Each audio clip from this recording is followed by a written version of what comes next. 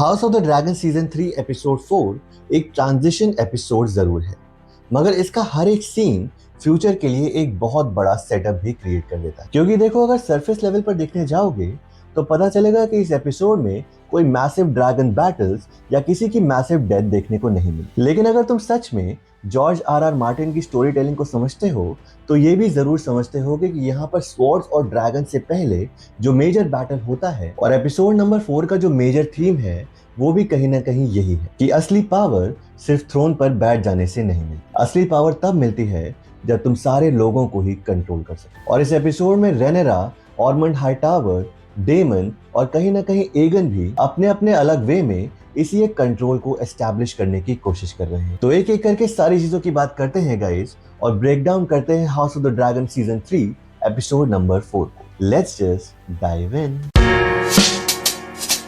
इस एपिसोड की शुरुआत ही टम्बलटन से होती है, जहाँ पे हाई टावर आर्मी पूरे ही टाउन को ऑक्यूपाई कर चुकी है। सोल्जर्स उनके घरों में घुस के रह रहे हैं, जिसका मतलब है कि सिविलियंस के लिए प्राइवेसी नाम की कोई चीज नहीं बची है। और लॉर्ड ऑर्मंड हाई टावर ने तो लोकल लॉर्ड के घर को ही अपना पैलेस बना लिया है। ये सिर्फ एरोगेंस नहीं है, ये सिंबॉलिक है। ऑर्मंड ये दिखा रहा है कि जिस टेरिटरी पे वो पहुंच जाता है वहाँ उसी का रूल चलता है। वेस्टरॉस में थ्रोन सिर्फ किंग्स लैंडिंग का नहीं होता, यहाँ हर एक ऑक्यूपाइड टाउन एक मिनी किंगडम बन जाता है। और इसी सीन में फाइनली ये रिवील होता है कि ऑर्मंड के बगल में दिखने वाला रेड हेयर स्क्वायर एक्चुअली में असली डेरेन टारगेरियन है। जहाँ पिछले ही एपिसोड में ये पूरा ही प्लॉट पॉइंट था, लेकिन यहाँ पे इस एपिसोड में स्टार्टिंग में ही ये रिवील हो जाता है कि डेरेन टारगेरियन कौन है। वो एलिसेंट और विसरिस का सबसे छोटा बेटा है, जिसका नाम बुक रीडर्स काफी सालों से सुनते आ रहे थे। और शो ने उसे इंटेंशनली इतने एपिसोड से हाइड करके रखा था, क्योंकि उसकी इम्पोर्टेंस शायद अब शुरू होने वाली है। और यहाँ पे हम देख सकते हैं कि डेरेन बाकी सिबलिंग से बहुत अलग है, जहाँ पे एगन इम्पल्सिव है और एमंड रूथलेस है और वहीं हेलेना प्रोफेटिक है। लेकिन देखा जाए तो डेरन एक ऑब्जर्वेंट है। वो कम बोलता है पर ज्यादा ऑब्जर्व करता है। और इस एपिसोड में ऑर्मंड को जब एमंड की ना आने की न्यूज मिलती है तो डेरन पहले ही वहाँ के सर्वेंट्स को बाहर भेज देता है, क्योंकि उसको वहाँ पे पता होता है कि अब ऑर्मंड का गुस्सा वहाँ पे डबल होने वाला है। ये एक सटल डिटेल है जो ये बताता है कि डेरन इंटेलिजेंट है। लेकिन प्रॉब्लम ये है कि अगर इंटेलिजेंस गलत मेंटर के अंदर ग्रो करे तो वो कंपैशन नहीं मैनिपुलेशन बन जाती है। और वहीं किंग्स लैंडिंग में रेनेरा की सिचुएशन भी काफी ज्यादा कॉम्प्लिकेटेड, क्योंकि लास्ट एपिसोड से वो आयरन थ्रोन पर बैठ तो गई है और उसके पास स्ट्रॉन्ग होल्ड अभी भी नहीं है, क्योंकि यहाँ पर पूरी रॉयल ट्रेजरी ऑलमोस्ट एम्प्टी है और जो उसकी पब्लिक है वो भी पूरी तरीके से अब तक रेनेरा को अपनी क्वीन की तरह नहीं देख रही। और इसके पहले के एपिसोड में हम ये भी देख चुके हैं कि फेथ ऑफ द सेवन भी रेनेरा पर पूरा ट्रस्ट नहीं करती, जहां पर वो उसे अनॉइंट करने से भी मना कर देते हैं। और इसीलिए स्मॉल काउंसिल में हर एक छोटा मोटा डिसीजन भी एक बहुत बड़ा डिसीजन बन जाता है। और यहाँ पर ऑफ कोर्स सबसे बड़ा मुद्दा इस टाइम ये है कि आखिरकार ऑर्मंड हाईटावर जो टम्बलटन में जाकर बैठ चुका है उसे वहां से कैसे हटाया जाए। और यहाँ पे ऑरवाइल ये सजेस्ट करता है कि ड्रैगन भेजने के बजाय रिवर लॉर्ड्स को भेजकर टम्बलटन को रिकवर कर लेना चाहिए। और ये चीज शायद इसलिए भी इंटरेस्टिंग है क्योंकि ये पहली बार हो रहा है जब कोई ओपनली ड्रैगन्स के एक्सेसिव यूज के अगेंस्ट एक आर्गुमेंट दे रहा है। क्योंकि देखो, ड्रैगन्स जो हैं वो क्विक सॉल्यूशन तो लगते हैं, पर हर एक ड्रैगन अटैक के बाद वहां पर कई सारे इनोसेंट्स की भी मौत हो जाती है। और इस पूरी चीज का जो पॉलिटिकल बैकलैश भी होता है वो कहीं ना कहीं मेजर रूलर को ही फेस करना पड़ता है, इस केस में क्वीन को। और फिर यहाँ पर मिजेरिया रेनेरा से डिस्कस करती है फॉर द इशू नंबर 2, जो कि है भाई ट्रेजरी को लेकर। और वो सजेस्ट करती है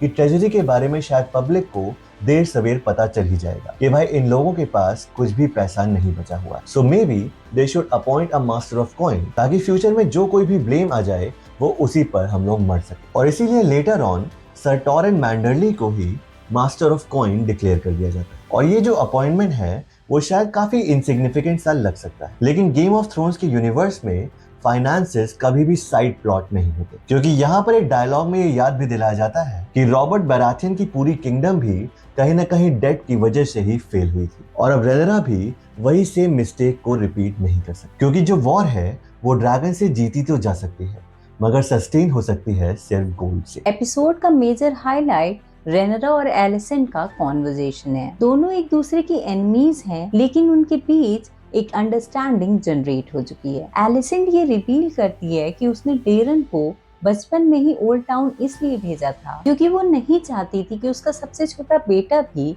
एगन और एमन की तरह ही बन जाए। और ये एक कॉन्फेशन कहीं न कहीं बहुत ज्यादा ट्रैजिक है क्योंकि एलिसन को ऐसा लगता था कि डिस्टेंस उसके बेटे को प्रोटेक्ट करेगा, लेकिन रियलिटी में डेरन एक और टॉक्सिक इन्फ्लुएंस के पास ही चला गया, यानी कि ऑर्मंड हाई टावर के पास। यानी कि एलिसन ने उसे एक मॉन्स्टर से बचाया और दूसरे मॉन्स्टर के पास भेज दिया। और फिर यहाँ पे जब एलिसेंट रेनरा को ये बताती है कि ऑर्मंड असल में स्मेल सेंसिटिव है, ये कोई रैंडम डायलॉग नहीं लगता। हाउस ऑफ द ड्रैगन इतनी स्पेसिफिक कैरेक्टर ट्रेट यूजुअली बिना रीजन के इंट्रोड्यूस नहीं करता। तो हो सकता है फ्यूचर में किसी असैसिनेशन अटेम्प्ट या तो मिलिट्री ट्रैप में इसी एक वीकनेस को यूज किया जाएगा। और ये क्लासिक फोर शेडोइंग जैसा फील भी होता है। और यहाँ पर इस एपिसोड में कॉर्लिस वेलारियस का किंग्स लैंडिंग को छोड़ना भी काफी इंपॉर्टेंट है, क्योंकि लास्ट एपिसोड में हमने देखा कि रेनेरा ने कॉर्लिस के बास्टर्ड सन्स को ओपनली एक्सेप्ट नहीं किया और इस वजह से कॉर्लिस को ये फील होता है कि शायद उसकी लॉयल्टी की वैल्यू यहाँ कम हो गई। और जब किसी रॉयल किंगडम से एक्सपीरियंस लीडर्स इमोशनली डिस्टेंस होने लगते हैं, तब कहीं ना कहीं वो पूरा किंगडम अंदर से भी वीक होने लग जाता है। और यहाँ ये भी रिवील हो जाता है कि कॉर्लिस फिजिकली ड्रिफ्ट मार्क जा रहा है और पॉलिटिकली भी रेनेरा से दूर होता जा रहा है। और फिर इस एपिसोड का दूसरा मेजर ट्रैक लैरिस और एगन के अराउंड रिवॉल्व करता है। और वैसे देखा जाए तो ये स्टोरी लाइन भी काफी ज्यादा इमोशनल ट्रैक पर ही जा रही है, क्योंकि यहाँ पर रुक्स रेस्ट पहुंचते ही ये दोनों सबसे पहले जाकर देखते हैं सनफायर की डेड बॉडी। और यहाँ पर एगन इस रियलिटी को एक्सेप्ट ही नहीं कर पाता, क्योंकि सनफायर सिर्फ उसका एक ड्रैगन ही नहीं था, बल्कि कहीं ना कहीं एगन की आइडेंटिटी भी थी। और ये तो अब तक सब जानते ही हैं कि टारगेरियंस और उसके ड्रैगन्स के बॉन्ड कहीं ना कहीं एक फैमिली से भी बढ़कर होते हैं। और इसीलिए शायद सनफायर की डेथ एगन के अंदर भी कोई एक सेंसिटिविटी को मार देता है। उसके बाद जो ह्यूमिलिएशन सीक्वेंस चलता है उसका भी एक मेजर पर्पस है। पहली बार एगन कॉमन पीपल की लाइफ देख रहा है, भूख क्या होती है, बेइज्जती क्या होती है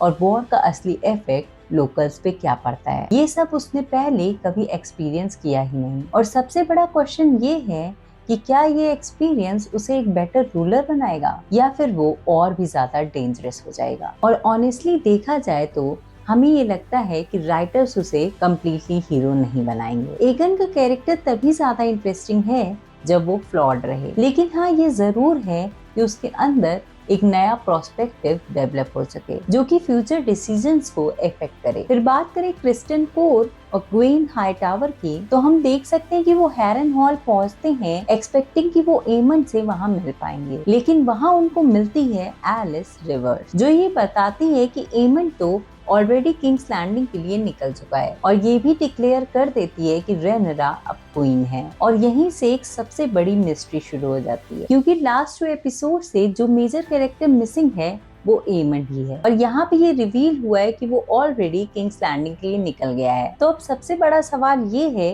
कि अगर वो सच में किंग्स लैंडिंग के लिए निकल चुका है तो अब तक वो वहां पहुंचा क्यों नहीं? क्या उसने कहीं बीच में स्टॉप किया है, या तो ऐसा लगता है कि यहाँ पे एलिस रिवर्स झूठ बोल रही है। और ये एपिसोड तो इंटेंशनली इस चीज का आंसर हमें नहीं देता है। और यही एपिसोड 5 का एक मेजर सस्पेंस भी है। और यहाँ पर आगे के सीक्वेंस में जो क्रिस्टियन का डिसीजन है वो भी कहीं ना कहीं नोटवर्दी जरूर, जहां पर वो ओपनली एक्सेप्ट करता है कि ड्रैगन्स के अगेंस्ट एक कन्वेंशनल बैटल ऑलमोस्ट जीतना इम्पॉसिबल है और इसीलिए वो प्लान करता है एक गेरिला वॉरफेयर। और ये कहीं ना कहीं वेस्टेरोस की पूरी मिलिट्री स्ट्रैटेजी में एक काफी बड़ा पॉइंट हो सकता है, क्योंकि देखो बात तो सही है, जब ड्रैगन्स ही वॉर को डोमिनेट करते हैं तो आर्मीज को भी कहीं ना कहीं एक मैनिपुलेटिव स्ट्रैटेजी बनानी ही पड़ेगी। और मीनवाइल यहाँ पर टम्बलटन में ऑर्मंड का हमें एक दूसरा साइड भी देखने मिल जाता है, जहां पर हम देख सकते हैं कि वो अपने ही सोल्जर को पनिश करता है क्योंकि उस सोल्जर ने एक लोकल फैमिली पर असॉल्ट किया था। एंड ऑनेस्टली गाइस, ये सीक्वेंस जब तुम देखते हो तो ऐसा फील होता है कि शायद ऑर्मंड हाईटावर उतना भी बुरा नहीं है, लेकिन इस एपिसोड की एंडिंग में ये रिवील होता है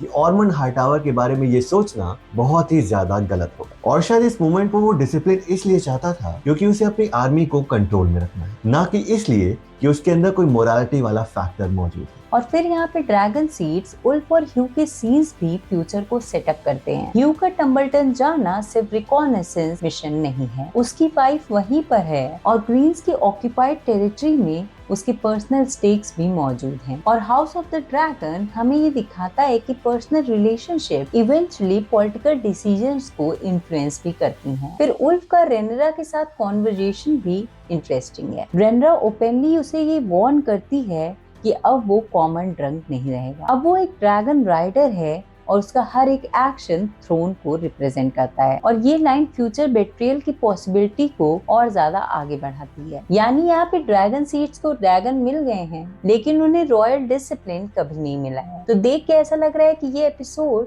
3 बड़े बेट्रियल को हिंट कर रहा है, जहाँ 3 बड़े प्लेयर्स होंगे, कॉर्लिस, ह्यू और उल्फ। और फिर बात करें एक और काफी ज्यादा इंटरेस्टिंग सीक्वेंस की, तो वो था डेमन का वेल जाना। और यहाँ पर लेडी जीन एरन के साथ उसकी पूरी कॉन्वर्जेशन ये चीज दिखाती है कि रेनरा के जो एलाइज भी थे वो भी ब्लाइंडली उसे फॉलो नहीं कर, यानी कि यहाँ पर सभी लोग अपना अपना इंटरेस्ट ही प्रोटेक्ट कर रहे हैं। मगर इस कॉन्वर्सेशन से ज्यादा शॉकिंग पार्ट तब आता है जब यहाँ से कुछ गोल्ड कलेक्ट करके डेमन वापस किंग्स लैंडिंग की तरफ जा रहा होता है और वहां पर हवा में उसका ड्रैगन कुछ स्मेल कर लेता है और एक केव के पास डेमन को पहुंचा देता है। और गेस करो वहां पर डेमन को कौन मिलता है? शीप स्टीलर और रेना। और रेना यहाँ पर छूटते ही ये कन्फेस कर लेती है कि कहीं ना कहीं जेसरिस की डेथ के पीछे उसका और उसके ड्रैगन का ही हाथ था। और यहाँ पर डेमन इस एक सीक्रेट को हाइड करने के लिए एक इनोसेंट शेफर्ड की ही जान ले लेता है। और कहीं ना कहीं अगर देखा जाए तो ये क्लासिक डेमन मूव है, जहाँ पर प्रॉब्लम को सॉल्व करने के लिए